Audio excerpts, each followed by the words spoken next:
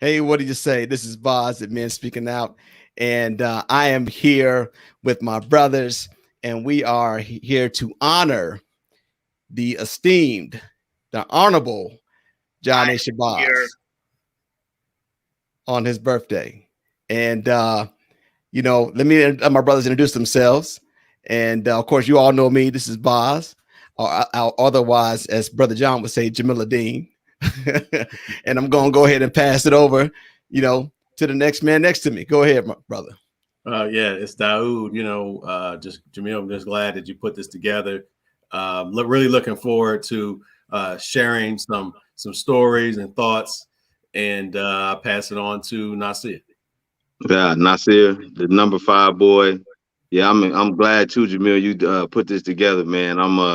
I'm ready to talk about Daddy and how he lived and how he affected our lives in a positive way. So thanks That's for what's having up. me. Hey, Yeah, right on, right on. Thank yeah. you. I'm glad you brothers. This is the first time you all joined this platform, but not the first time y'all been on the podcast. So you all are veterans in this space, right? So I guess what I want to ask is the first question is, we grew up in Chicago, South Side, and I want you all to talk a little bit about, what it was like to grow up, on the South Side of Chicago in a household with mom and dad, and some of those core values that you picked up then that you kind of still carry on with you today. Nasir, go ahead. Well, I was the youngest, so when I was growing up, mom and daddy, they had to kind of go back to work. So, I was at home a lot with Moya. My that's our grandmother. She kind of helped, me with uh just growing up and teaching me things. And so me being the youngest, I had the opportunity to, of course, to be around mom and dad. But again, as I got older, mom had to go off to work, more and things like that. But it was a blessing to be there, and daddy taught us a lot about doing the homework and staying on us with our studying and different things like that. So yeah, he taught us a lot. He taught me a lot. Yeah, I can say that too, man. I think that you know, we were very fortunate, if you sit and think about it for a second, right? There wasn't many people on the block that grew up with both parents, number one. And and I just took a trip recently to Dallas, and I was hanging out with some of my old buddies, Joe, Eric, and guys we grew up with. And it I was honored for them to say, man, you know what, your dad was a pillar on that block. Although he made y'all study, 2 hours a night, Sunday through Thursdays. I don't care how you give it to me, 4 to 6, 5 to 7, or 6 to 8. I'm gonna get my 2 hours. He said there was times when they wanted to come into the house with us just to study with us, just to be around our family. So that, to me, that says a lot about, you know, who, not just who daddy was, but who mama also was too, and the influence, that the impact they left on those 79th Street kids, you know what I mean, on the block. And so you sit and think about that, man, the foundation. Think about who we are today. Think about the legacy that we have, right? Like I mentioned, the daddy's homegoing, the name Shabazz, and him passing on, being a free man, that name Shabazz, and how now it's carried on for Mm-hmm. our, through our children and children's children and so forth. But go ahead, Dowd. I'm not gonna keep talking. Well, I look at it, growing up in Chicago, South Side, and in our environment and our surroundings in the community, I look at it as things that I really didn't understand, like Mhm. why we had to endure all the things that we endured at such a young age as young men. I didn't understand why we didn't celebrate Christmas. I didn't understand why we had to study 2 hours a night, and I Mhm. didn't understand why we had to stay on the front porch. I didn't understand why we didn't eat pork. It was, there was a lot of things growing up when you're young that you don't understand. But then when you look at it now, those were I guess you can say tools that they were putting in our tool belt. You know, they were preparing us so that we can build that table for our family and for ourselves. You know, they was putting that tool, we was putting getting those tools ready, you That's know, right. and so that we could build our own home and we can have our own I guess you could say legacy that they let, even what they left us and what we plan to leave our children. So I think for me, I look back on the intelligence that they always exhibited for us to be. It's okay to be intelligent. You don't have to, you know, nah, yeah, and you know the way you use your language, you know, and understanding that it's okay to speak proper English. You don't have to be embarrassed about that, you know, and when many of our friends didn't, you know what I'm Correct. saying? So when you look back at the environment that we grew up in and what they tried to instill, those little nuggets, those little tools that we have in the tool belt, which I believe, and I'm not saying that we're better than anybody. I'll never ever say that. I believe that I'll just put one foot in front of the other every day. I'm just trying to be a better man. But I believe that those tools and those nuggets gave us an upper hand in a lot of ways because we were able to go out into this world and maneuver and think two steps ahead instead of two steps behind. That's So correct. You're right. You spot on, bro. You spot on. And especially if you sit and think about, you know, Daddy was really, really strict on, you know, making sure you close your mouth on the M. You know what I'm saying? Not leaning on one foot on the other. Stand up straight, you know, and not understanding that, you know, like, well, man, Dad, you know, pop you in the mouth or whatever. No, trying to teach you so that way, like you just said, it's okay to be proper. It's okay Yeah, to he was stand up given a straight. structure. He was given Yeah. a structure, and that's very important, especially with young men. A lot of young men don't have that. You know, coming, especially a lot coming from single parent homes, whatever. Because you know, I coach, I deal with a lot of that, and Mhm. that's like you have that structure that can get you going in the right direction as far as life. Because I see some kids, they all over the place. Like they have no schedule, and they just here and they just there, and that will carry over into your adult years, and then you running Right. around with no structure, and that's not good. So Yeah. that all the rules that he did, he just was putting structure in our lives, and he made it a habit, Yeah. you know. So Yeah. now that structure that he instilled in us, we can instill in our children as well. Right. Exactly. And when you go to a different environment and you look at how things are being done and you start to question and you're like, wow, you know, we thought we had it bad, you know, and we didn't have it bad at all. We just had we had the education of life, you know, with mama Rachel and wants to come daddy, in. you know. Rachel So, wants to come in. She wants oh, to. now she wants to contribute. Well, Yeah, come she got something to say. And I'm just kidding. on. No, I Now, think she just don't. You know, she's over there. She's just chilling. yeah, it's all good. But she more Yeah, than welcome to get on this camera and show a pretty smile if she want to. You know, she don't have to, but you know, we yeah, welcome her with open arms. You know what I mean? yeah, yeah. Yeah, and, you know, to piggyback on what you just said, Jamil, I think that that structure, and you as well, Nasir, that was given us, that was what they knew. That was what he knew. You know what I'm saying? Based off of maybe what he didn't get, and then what he wanted to provide us and what he wanted to teach us. And then I look at myself today, like, what are those things where, you know, some of the things I lack, and then some of the things where I'm really good at, you know what I'm saying? And Mm-hmm. I can recognize maybe some of the things that he may have did or said that weren't necessarily the best thing that we could, you know, but then how I can be a better man because of that, because I can see that example. But if I, like I said, like you said, if you don't have an example, you know what I'm saying, at all, how can you become a better man?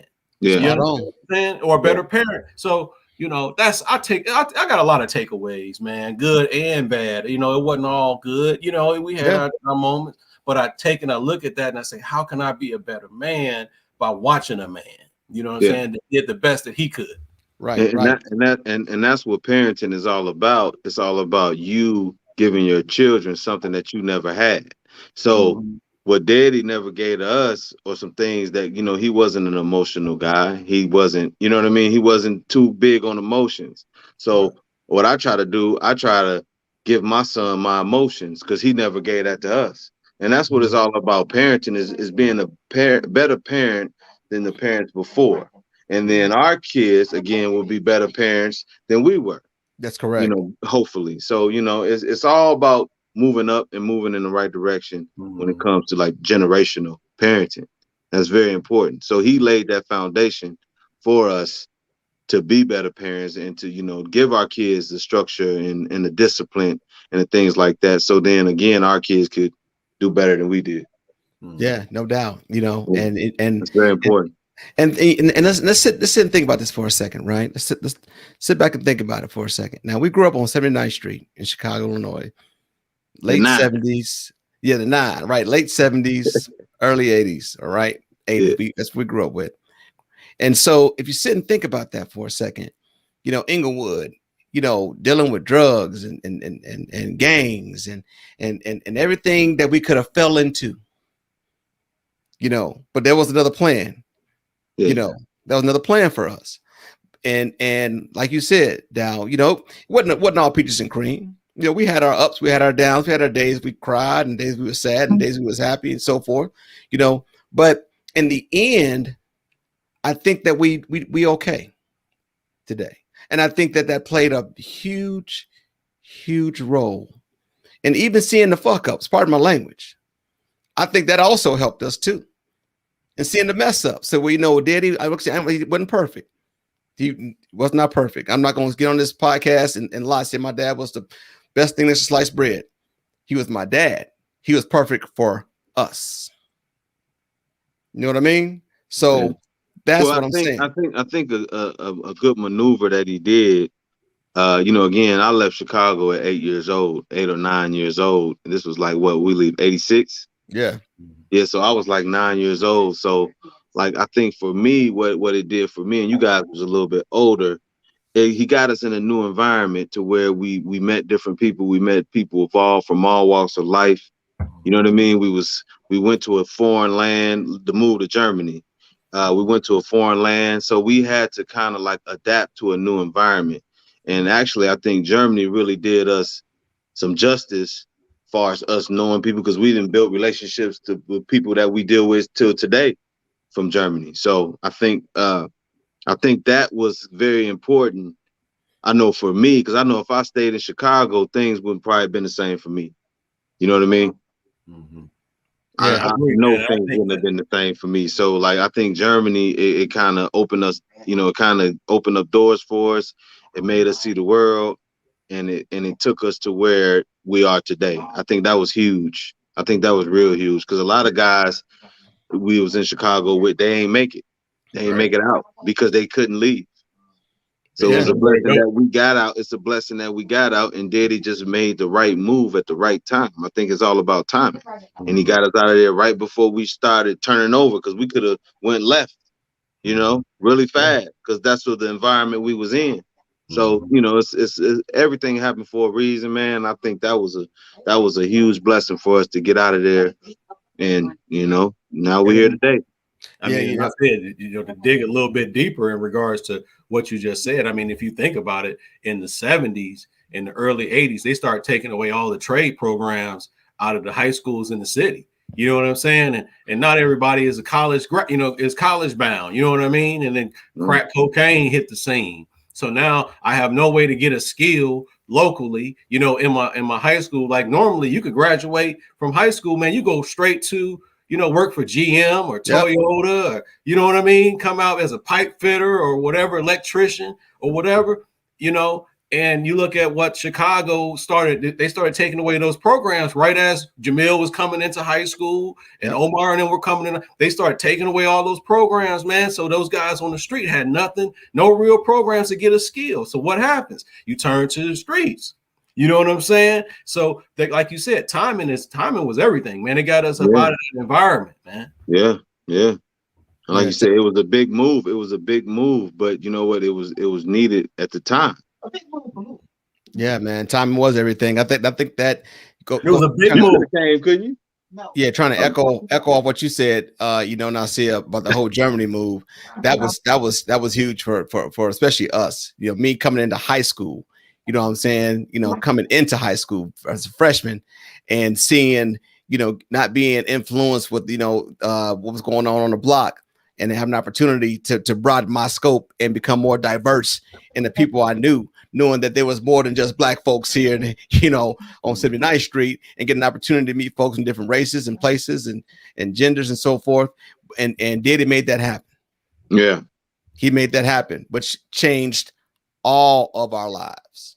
He Yeah. made it happen, because if you sit back and do the math and not, understanding the who or what where we are, what we're doing, then it makes you think about, wow, what would have happened if we would have stayed?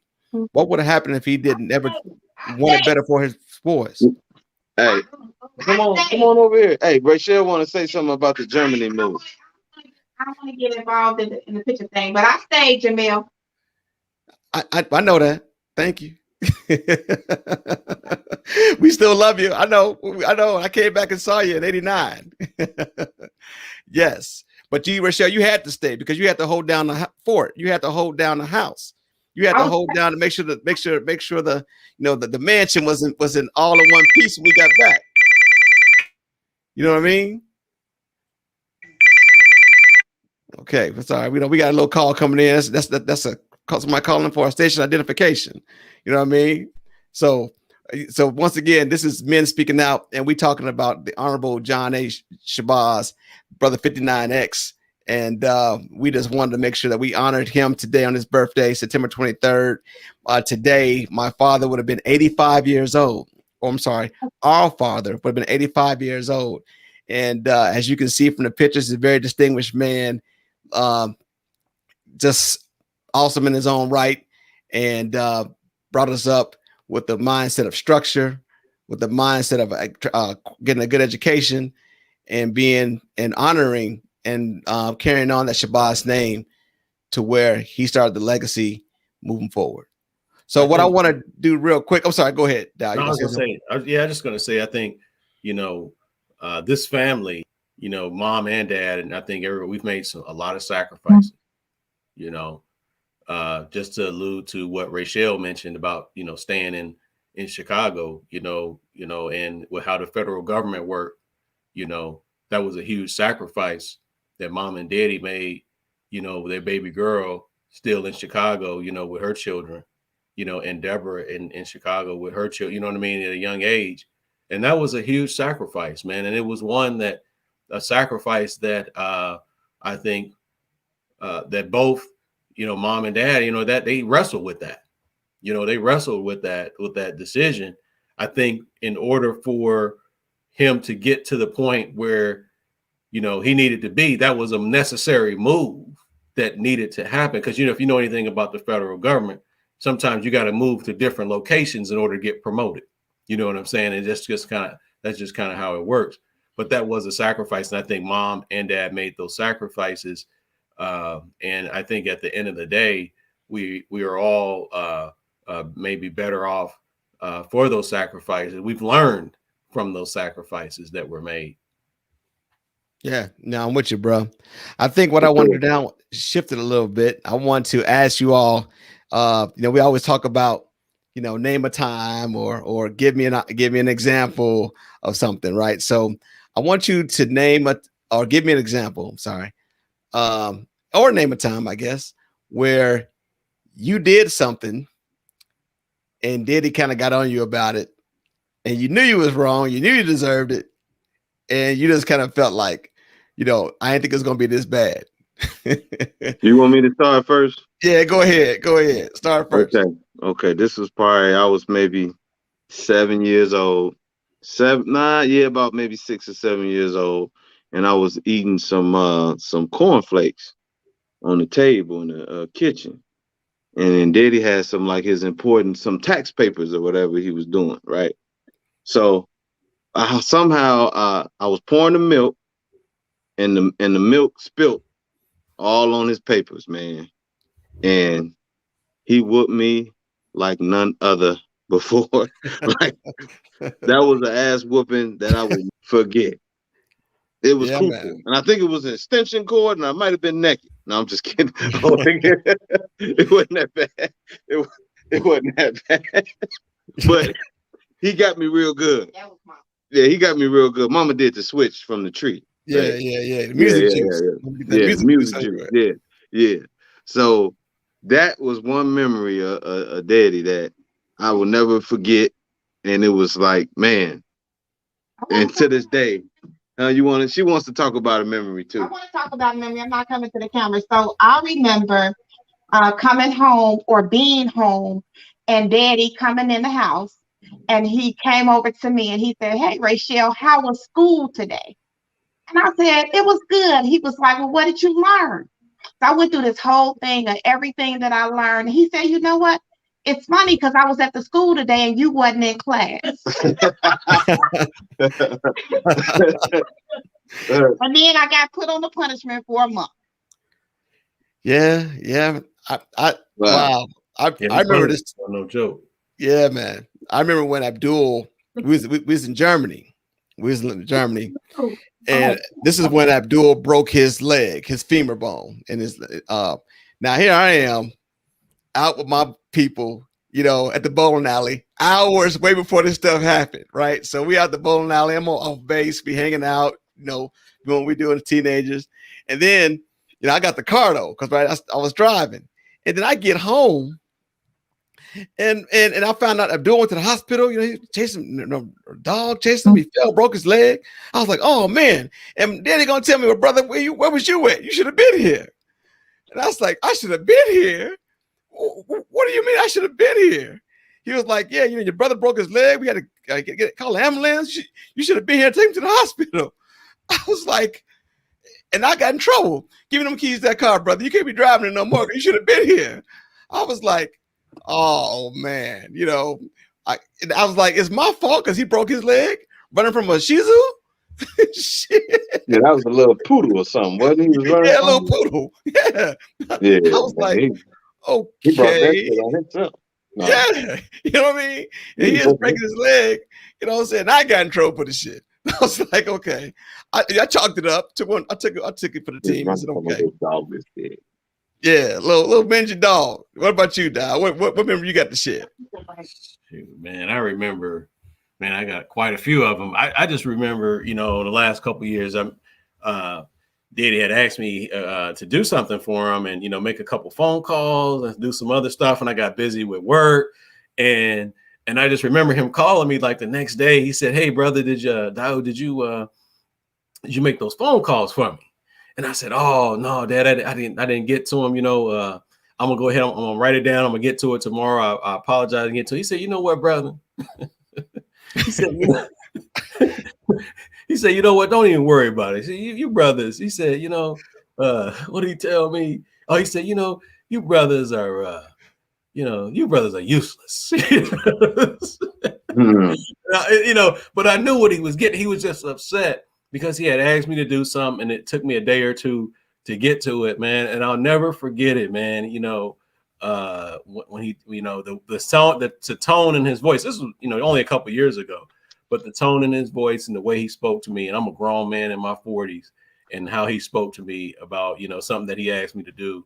And it was just, I kind of laughed inside when he said that, but I knew how upset he was in regards. So I made sure I called the next day and gave him a full update and everything. And he was cool with that. But man, I got a ton of stories I could tell you about from when I was in Iowa and how we bumped heads all the time. And I ended up, I think, leaving to go live with you, Jamil. Yeah, I remember that. Yeah. I was 19, 20 years old, trying to find my way in the world. And he had a certain way he felt like I should have been doing that. And, that was tough. That was a tough time in my life. But, I learned a lot from that. And I understood now why he was saying the things that he was saying. So, yeah. It's interesting, too. Although these were a couple of times that we just shared with the audience, some of the things that Daddy was really, impactful and kind of, disciplinarian with us on.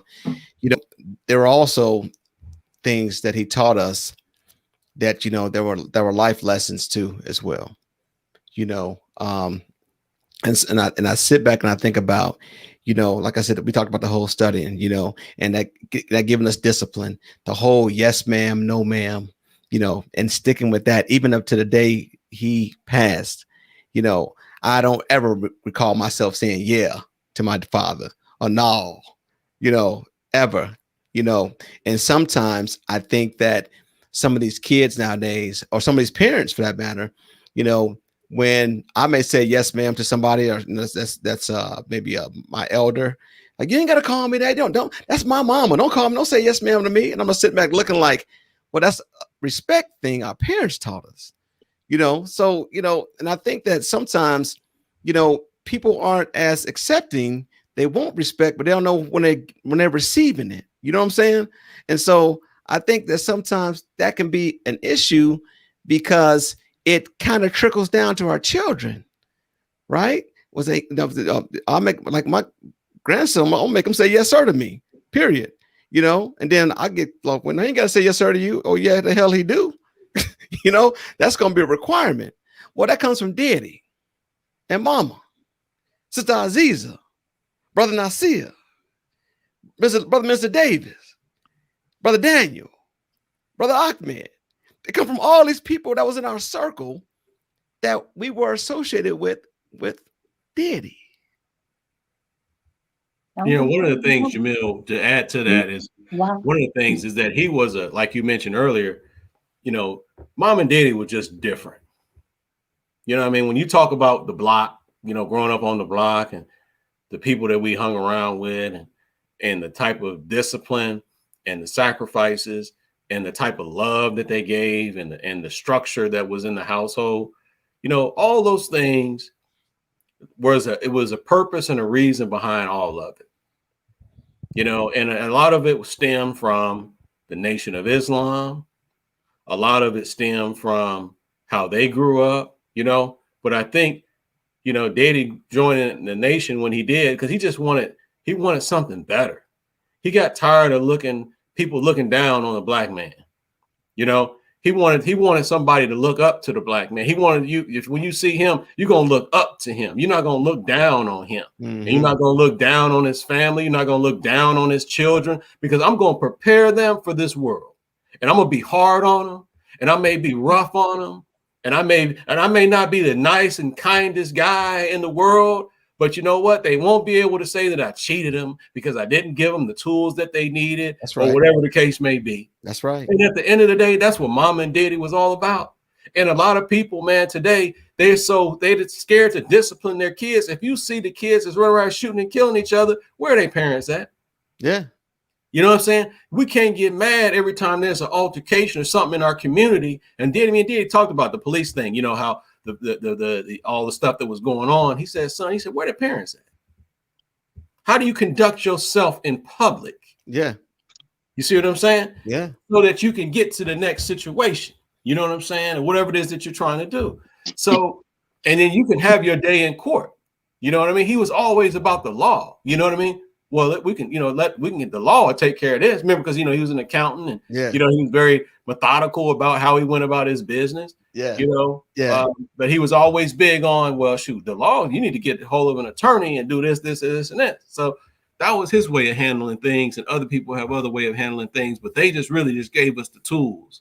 And some of our friends that envy us, and some of them that appreciated us, they understood what he was doing, and they wish they had that. And sometimes we wish we had what they had when we were their age. You know what I'm saying? So it just because we never had a Christmas, right? Not one. Yeah, I mean, I think mom used to get us up after get mad when I said everybody used to come to school and with their Christmas gifts, and I never had a Christmas. You had something, brother. You had love, brother. We used to catch the after Christmas sales. Then, Get the 4 stripe.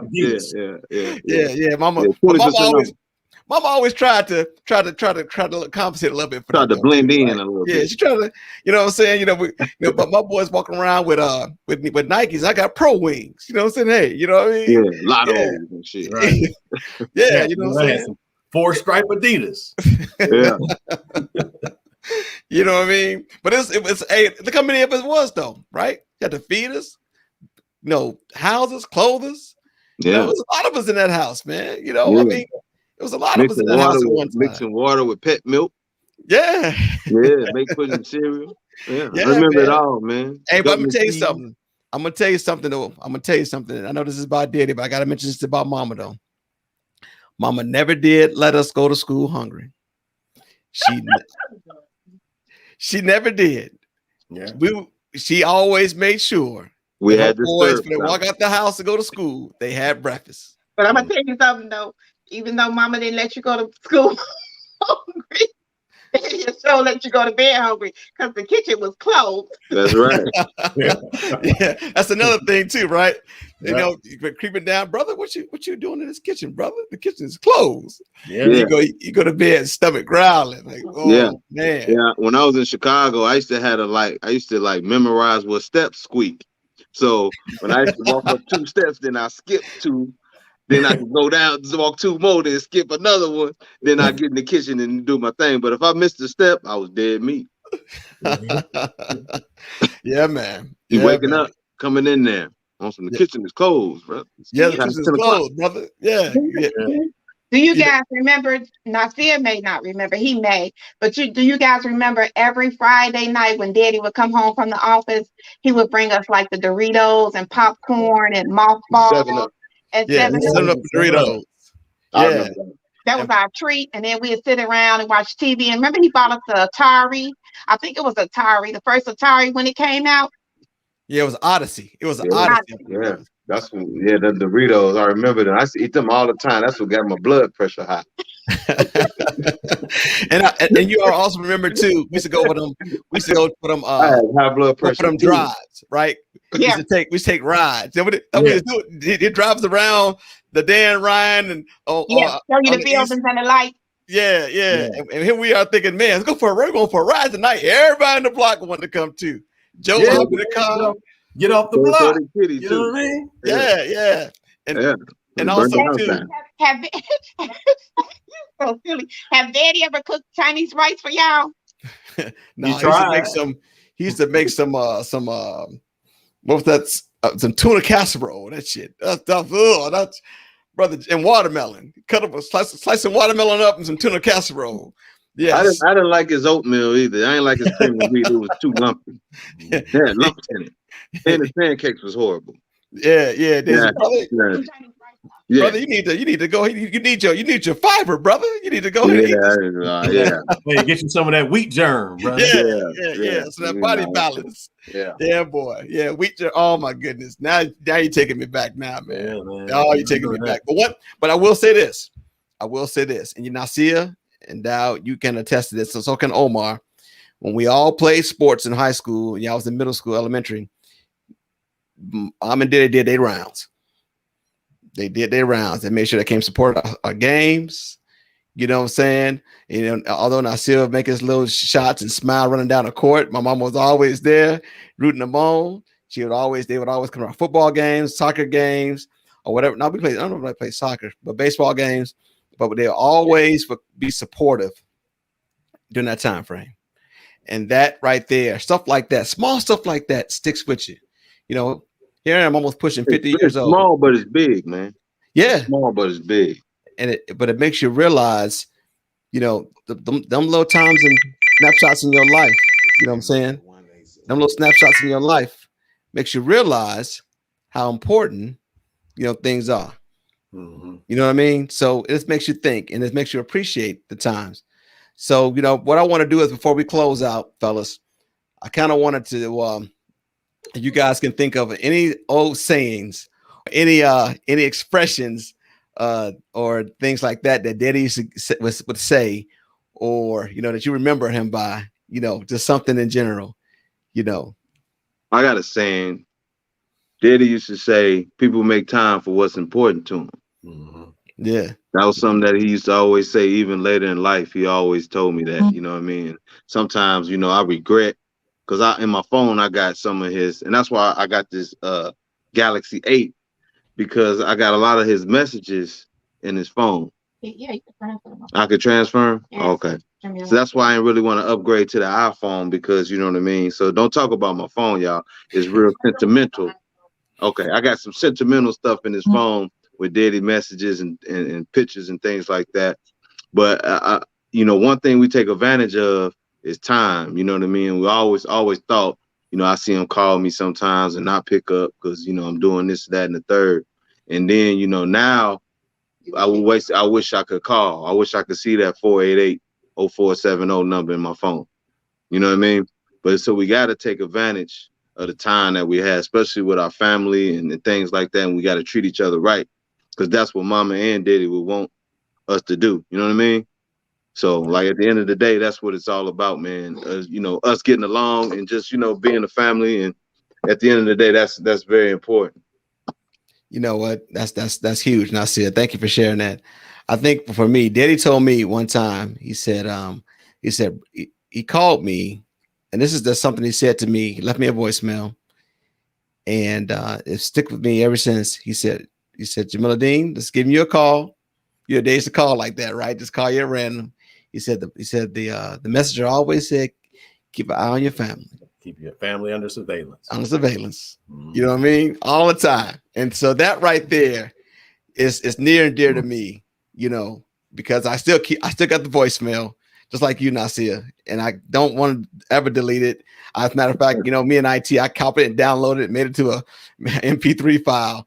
So every once in a while, I can go back and play it. But also, too, I was very fortunate enough that when we were doing a podcast a couple of years back, that we had that one on Thanksgiving, I remember. And Daddy was on it. I captured him a moment in time, him talking. So that's nothing but Allah, you know what I'm saying? That allowed me to do that. And I'm so happy to be able to go back and have a snapshot in time to having a conversation with my father. That's all right. I want to add a saying that Daddy, I don't know if he told you guys, but he used to tell me all the time. And I actually tell my children now, but I especially tell my son. And what Daddy told me was that God blesses your efforts. That's right. So he said, if you put the first step, then God will put two. So he used to always tell me that, Rachel, God blesses your efforts. So that means get out there and do it, and then let God do the rest. So, and with all, the podcast and everything, I'm going to say, good job, guys. I'm going to say that, I love you guys. I love Daddy. I love Mama. I'm happy, and happy birthday to you, Daddy. And I think that he was a perfect person for whatever his role was for each one of us. He instilled some things in our lives. One thing that he taught me was to look in somebody's eyes when I'm talking to them. Stand up straight and look in their eyes, and not bend your head down and not look to the side. He always said, look at somebody. When you're talking to them, you look at them. And he taught me that as a little girl. And it's sad or whatever, but at the end of the day, God bless him. May his soul rest with the Lord. And I'm happy that today is his birthday and that we can celebrate by saying happy birthday to you, Mr. John Shabazz. Thank you, sis. Thank you. Dow, you're last man up. Is there anything that you want to share? Yeah, John Shabazz, man, we like I said before, Jamil, we for a long time we bumped heads. Maybe we were so much alike. I don't know. But then as I got older, we became like my best friend. In a lot of ways. We talked all the time, and I guess life is what it is. But I'll never forget what he told me. And this was when I was first got into real estate and had all these dreams and all these things that I wanted to do. And he said, son, he said, people are where they want to be in life. And he told me that. He said, so if you want something better in life, then you go get it. If you're comfortable with where you are, then you stay right there. Keep doing what you're doing, And that stuck with me, man, because I realized that I can be whatever I want to be. And I can do whatever it is that I want to do. You know what I'm saying? And I still keep that with me, because he said, son, because we were talking, we were driving through the South Side, and he made it, somebody made a comment like, man, why are so many people hanging out on the corner? All these, he said, son, people are where they want to be. Yeah. Yeah. And he said, if they don't want to be there, then they won't be. They'll find something else to do. Yeah. Yeah. How many people, not to get out the subject, how many people are tuned in to this? Right now we got about 7 people watching. Oh, okay. Yeah. Hello, y'all. How y'all doing? How everybody doing? Tomorrow my birthday too, y'all. Yeah, that's right. I forgot. And I'm That's in right. Atlanta, and I'm gonna turn up. Before we end this, we got to wish Nasia, and we want the people on the line, if they can, maybe put in the comment section, to wish, my little brother, happy birthday. His birthday is tomorrow, September 24th. And I will be That's right. 44 years old, baby. Yeah, 44. No, Woo. come on, 47. She better stop playing with me. No, Yeah, but you know what though, man? I appreciate that. I appreciate you all, even you, Rachel, chiming in. Although you don't get on camera, but that's okay. We'll give you a free pass this time. You said give you a free pass and not get on the camera. Yeah, it's all good. It's all good. You've been on my podcast before, so it's all good. So I just wanted to say, I'm gonna leave with a little expression. I'm gonna ask you all to get one more thing. Some of the things Daddy used to say, some of the words like, what's that, kiddo? You know what I mean? What they used to do, pinch you on the cheek, the two finger job. Do you guys know Daddy had a name for me? What was that? Pumpkin pie. He had a lot of them, actually, now that I think about it. Pumpkin pie, sugar dumplings. He had all kinds of names that he would call me. He called me illiterate, brother. You're degenerate illiterate. Yeah. You're a fool. Yeah, hustling. Yeah, hustling. You're a fool. You're a fool. Yeah. Hey, well, anyway, man, I'm gonna end this podcast. Thank you all very much. I appreciate it, man. Brother John, we honor you, brothers. I love y'all, man. Happy birthday. Love you too. Yeah. We'll get together real soon. I'll be there. Yes, sir. Yes, sir. Pop up on y'all, so be ready. October. Hey, it's all good, and we love you, Brother John. We love you, Daddy. Love you, Daddy. Love you, Daddy. Happy birthday. See y'all later. Love y'all, man. All right. Love you too, man. Peace. Right. Gonna go eat. Peace.